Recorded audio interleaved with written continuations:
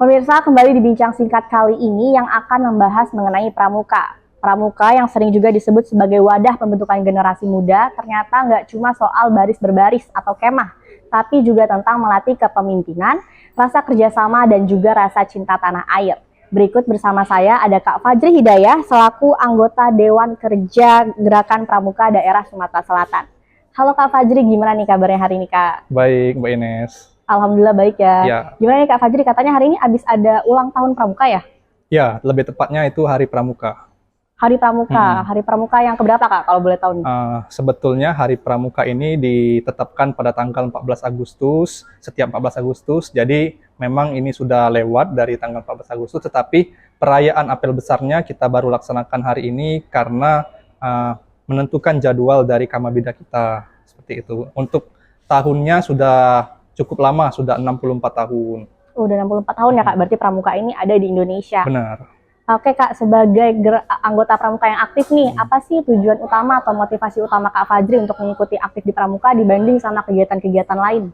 Baik, terima kasih Mbak Ines. Jadi Pramuka ini saya sudah bergabung itu semenjak duduk di sekolah dasar. Jadi di kelas 4 SD itu sudah ikut Pramuka karena di sekolah dasar itu hanya ekskul Pramuka saja yang aktif. Nah, namun setelah dari sekolah dasar itu rupanya Pramuka ini menurut saya sangat baik apabila saya lanjutkan lagi di jenjang yang berikutnya di jenjang bangku SMP. Nah, setelah SMP rupanya banyak ini kegiatan-kegiatan yang skalanya sudah lebih luas. Saya pernah mengikuti kegiatan-kegiatan yang ada di kecamatan, di tingkat kota, bahkan sampai tingkat provinsi pada saat saya sekolah SMP. Nah, setelah SMP saya lanjutkan lagi pramuka ini di tingkat SMA, di mana ketika sudah di SMA saya sudah bisa mengajari ilmu yang sudah saya dapat di bangku SMP ke adik-adik di SMP seperti itu. Jadi sudah membina lah seperti itu, tapi masih dalam usia peserta didik.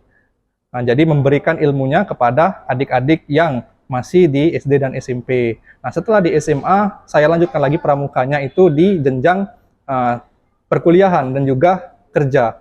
Nah, saya membagi waktu antara kuliah, kerja, dan juga organisasi pramuka.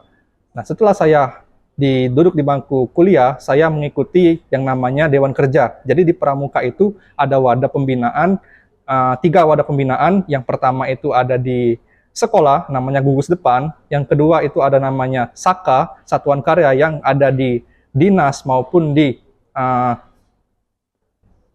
seperti kepolisian, seperti di tentara, seperti itu. Jadi yang memang di karya, di satuan karya. Dan yang ketiga itu ada di Dewan Kerja. Dewan Kerja ini ada di kuartir. Nah, kuartir ini adalah tempat di mana kepengurusan itu terbentuk.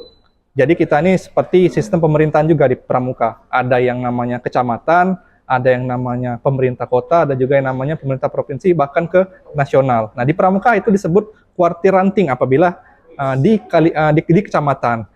Dan ketika di kota itu disebutnya kuartir cabang.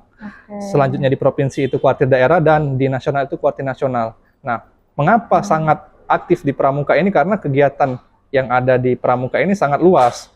Nah, setelah saya mengikuti kegiatan pramuka di provinsi, di Dewan Kerja Daerah, itu skala saya sudah bisa, alhamdulillah, kegiatan nasional. Yang dulu belum pernah naik pesawat, alhamdulillah sudah bisa naik pesawat, dan bisa mengikuti kegiatan-kegiatan nasional lainnya di Jakarta maupun di luar Pulau Sumatera, seperti itu, Kak. Baik, berarti emang Kak Fajri dari SD, Dari SMP, SD. sampai sekarang saat ini masih terus aktif di pramuka ya Kak Iya. ya? Dari pengalaman Kak Fajri yang udah dari kecil nih terjun ke pramuka, apa sih kontribusi yang paling Kak Fajri rasain setelah bergabung pramuka dalam kehidupan Kak Fajri sehari-hari?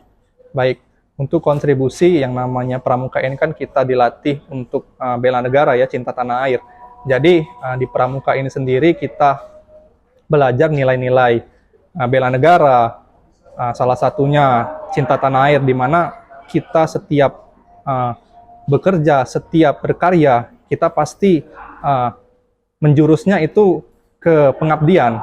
Jadi di pramuka itu ilmu yang sudah kita dapat ketika kita di pramuka, kita kembalikan lagi ke generasi selanjutnya. Jadi memang pramuka ini adalah wadah generasi muda yang memang akan terus berlanjut sampai dengan masa yang akan datang. Nah, terus kontribusi lainnya bisa dari saya pribadi itu saya lebih disiplin dan lebih bertanggung jawab dalam melaksanakan tugas-tugas dan juga diberikan kepercayaan apabila bisa melaksanakan sesuatu hal. Jadi kita itu bisa melaksanakan apa yang mungkin orang lain belum melaksanakan. Seperti itulah Pramuka itu serba bisa.